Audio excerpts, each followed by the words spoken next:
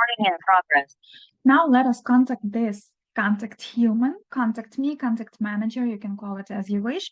Let's connect it to one of our existing flows because this flow will not be separate. It will always be connected to different other flows. So let's click our last flow, email collection, click edit. And let's see where we can connect manager to this flow, okay? You will be able to do that. There is no strict rules. There are no strict rules in funnels concerning anything. You need to be creative and you need to think and test what people need and when they need this button, for example. We won't do this on the first step. People don't need to contact, they need to get the guide. Then after they collect email, we collect email. We don't want people to contact manager. Here, this happens again. Okay, after we send out the guide, and maybe here we will want to add this button. Maybe they have questions after they got our guide, or maybe they haven't got our guide. This happens too. Maybe they haven't got the email, haven't found the email, didn't click the button with the guide. Anything can happen. It's people and it's funnels. So let's add one more button. Contact human. In case they want to ask questions, let's add. You will add the emoji, either you're a boy or a girl or any emoji you want. Let us add, as on the girl, let me add this one. I'm dark haired. You can add in. And we get this step, start flow. Click this tab and then go to our folder and select this flow from this folder, contact human, and select this flow. After people click contact human, they will go to this flow, that previous flow we created with you, contact human. Why we connect flows like this with this button, start flow? Because if we add all our flows in one flow builder on one page, this will be reloaded and you will be lost in funnels. In case you've got some small I don't know, trouble, small, you need to change something, you have a bug, something doesn't work, it will be really, really hard to find that in that really big flow. It may look really, really big, huge, but we separate those flows to small flows so that we can have those flows separately. First, it's not going to overload the flow builder and it's not going to lock when you create your automation. And second, it will be easier to find this, the separate flow and to find what you need to change there. It's very easy. And it's easier to connect like this. You see what flow starts after which button. So when they click this button, they connect contact human. And in case you remember that when we click this button, yes, it disappears. If someone clicks, for example, sure, these buttons, they disappear, quick buttons. And maybe next, when we send follow-ups or we need to do something else, some different stuff, yes, we need to add the same button again. For example, in case they want to contact human. It's better to add such buttons twice or 3 times during your flow so that people can always contact you and get their response. So let's add the button book a call or contact a human. You can add this button, you can call this button as you wish. I call it contact human. You can say contact me, contact manager, contact team, get someone of the team. Anyway is good. where was, let's go, here it is, and click done. And after this, we again start this flow. This button will not disappear. It's a permanent button. So in case they want to return to the previous message with this button, and they can click it and it's gonna work. So we need to click start flow again. Select this flow, go to our coaching folder, I call it coaching, and need to select contact human. Or in case you've got a lot of different flows, you need to find contact human in here. Type it in here in the search, and then you need to select this flow. So click this one, and now we have this flow here again. You can do the same with the previous flows we created. I suggest you, there is no rule again. I suggest you add this flow in different spots where you think it's good. After you send traffic to your funnel, you will test and see how many people click. I will show you the analytics later, where you can see the analytics, how many people click the button, how many people don't click the button, where you need to add this button, contact manager, where you don't need to add it.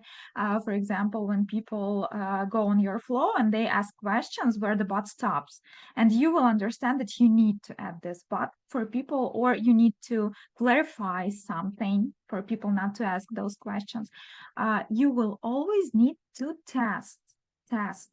I won't tell you what is right or what is wrong. There are no such things in building funnels. No such things. So we have added two buttons, one quick button here, contact human. It's going to disappear after a person clicks some buttons of these ones. And we have added this button, contact human. This one will stay permanent. It's not going to disappear. It's going to stay in the messages. And you may add it here too. You may not add it here too. You may test first, send traffic here, and only after that you may add or not add this button.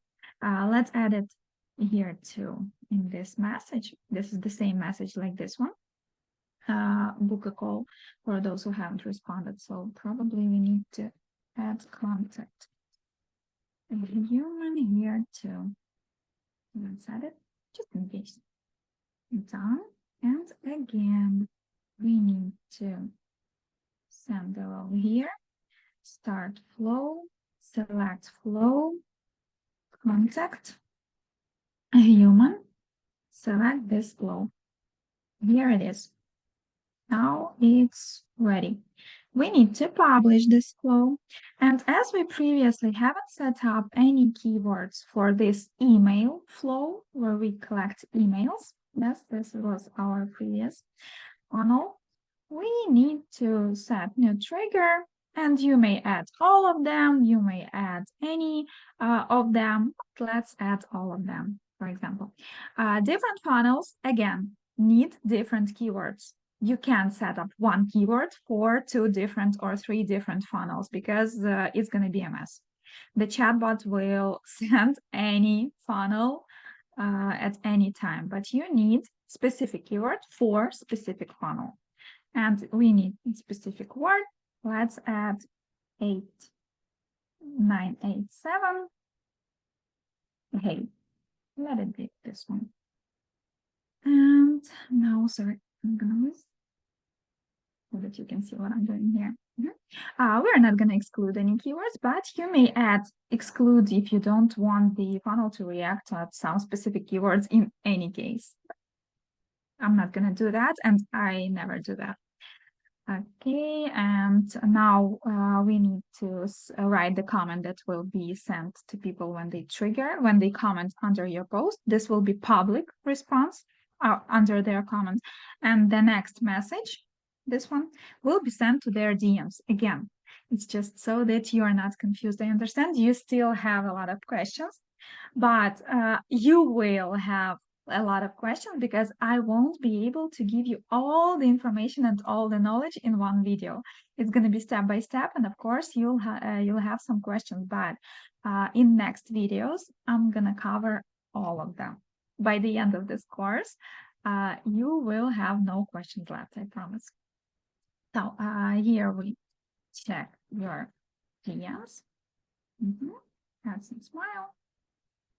And you may create the second one. They will be sent randomly again. The chatbot will pick one of those randomly and send. If you want every time random response, so you need to create as many of them as you want. Or the comment, how send you a message. Okay, so let it be 2. Now we click save. Now we click, I'm gonna go again. Now we need to use as reply to Instagram comments for the first message only. Publish again. And only now we, automation is published. Now we need to click this once again because it's disabled. See, you need it to be green. You need to enable. Okay, select a post to track. Oh, we need to select any post or reel, sorry. Okay, now we click save and now we enable. Great, it's working. New trigger, replies to story. Okay, all stories again. Okay, specific word or reaction. We can click react with the heart response. Once again, when people respond to your story, there will be like on their keyword. The chatbot will like it. Okay, we had 987 hey. Same keyword in every message. Widget activated. Active. Okay, new trigger, direct message. Message contains battle. I like every time message is, because when message contains, again, I have explained you, it may be a word inside of the conversation and the bot will still trigger it. When the message is, it should be just this keyword without anything, any emojis, any smiles, any other words. So better do this for chatbot not to be confused. Create. Okay, created, activated, good, and new trigger, the last one, user comments or on the live. When you've got lives on Instagram, you will be able to ask your audience to comment this word and the same one, and they will get this message. Okay. Enable. See, everything is enabled. Our email collection funnel is active and you can test it. Let's preview and let's see. Move again. And let's see how the contact manager works. Get the guide. Okay. Email. Gmail.com. Okay. You will also check your email because it's gonna say send it. Okay, and now we need to click this contact human button. Contact human. But we don't, we can't see another flow in here. See the preview flow. It will be the separate flow. So we won't be able to see it, but it's gonna work.